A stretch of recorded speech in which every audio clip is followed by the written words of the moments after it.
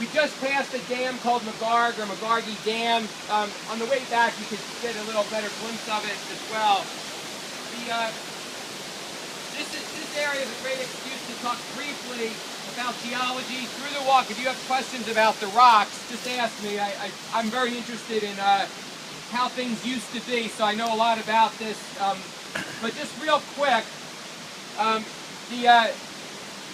most of the rock that's surrounding us is something that's called Wissahickon schist, right now, because of the weathering on the side of the rock, they don't appear very shiny, but whether you notice it or not, you will notice it. A lot of the rocks have a silverness to them, which is from a mineral called mica. So most of the rocks that are exposed and underlying in this area is Wissahickon schist. And then there's a few other exceptions to that. A quick idea of where we're standing right now is millions of years ago, this was covered with seawater, so we were like an inland sea. And so what you would have had at that time were a lot of mud, like you could get in bay areas, and a lot of sands, like you get on beaches. And so that's the kind of area that it was.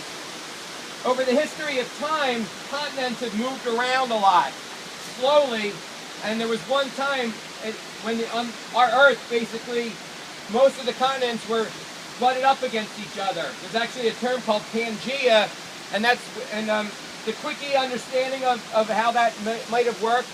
If you ever look at a globe and look at the shape of North America, South America on one side of the Atlantic Ocean and Africa on the other, if you push them all together, you can see how Africa could fit in, and it actually, there's proof that it actually did.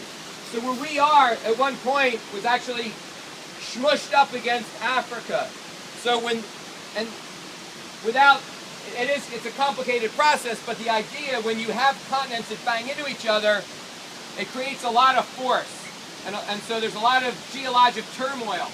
So what ended up happening over time is when you have a lot of mud lying around and later on things change, the mud can turn into something you're all familiar with called shale or mudstone, the soft rock. Sand, when it gets pressurized, can turn into sandstone. Like the Grand Canyon is largely made out of sandstone. So that would have happened at some point here after the waters receded. Then, when you have continents kind of banging into each other and it causes turmoil, those kinds of rocks can change into something else. And so the muds eventually turn into something called a metamorphic rock. They change. That's why it's called metamorphic. And so your schist is a product of clay and mud that turn into clay and mudstone or shale, and it later turned into schist. The sands, which turn into sandstone, turn into something really hard called quartzite. And so I can just tell that all of this rock in here is basically Wissahickon schist. The other thing you can find in the schist are garnets. There's a lot of bumps and stuff, but almost anywhere you are, if you start looking, you'll start seeing like they're gemstones. This hard stuff that my hand is on, it's more resistant, it's stronger. I know that this is quartzite. So this used to be sand from like a beach that turned into sandstone, and then later on got hardened again. And then all this rough area, it's hard. In Chestnut Hill and Roxborough, they build lots of houses out of schist, but it still has some erosive qualities. And so this area is the schist. There's some other there's other really neat minerals that we have going on here, but the schist is the prevalent one. So again, you're standing in an area. This is telling a geologist that years ago this used to be an ocean or like a sea-oriented place. There's and by the way, if you're into finding rocks and stuff, there's different areas in the Wissahickon where you can find a lot of cool. They're not, they're semi-precious kind of stones, but when you have metamorphic conditions, it makes for the making of like a lot of other minerals. The other thing to note is when water seeps through rocks, you can create little mini ecosystems.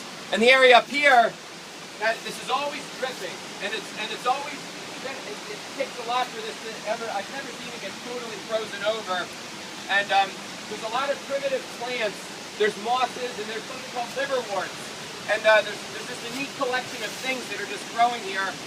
When we move back towards the end of the trail, the end of the hike, there's another spot where there's water coming out, I'll point out, where you don't have to climb up and everything, and you can get a feel if you're interested. But this is hard rock, but there's always like a little stream that's coming down through here. So I think it's a really special area, just the way it's exposed. You can tell you're at the bottom of a gorge, and also you can tell when you look around, there's a lot of stuff lying around. In fact, like everyone right in that area down there, there's educational signage that came from somewhere upstream, like a nature center. It's been there for a while. But when we get these crazy storms that come rushing through, it carries all kinds of debris with it, and so you're seeing some of that here as well. What's that? About how old are these? You know what? They're many. I don't have the exact answer, but it could be like 500 million years old. These are some of the oldest rocks in Philadelphia. There's a lot of age to these rocks.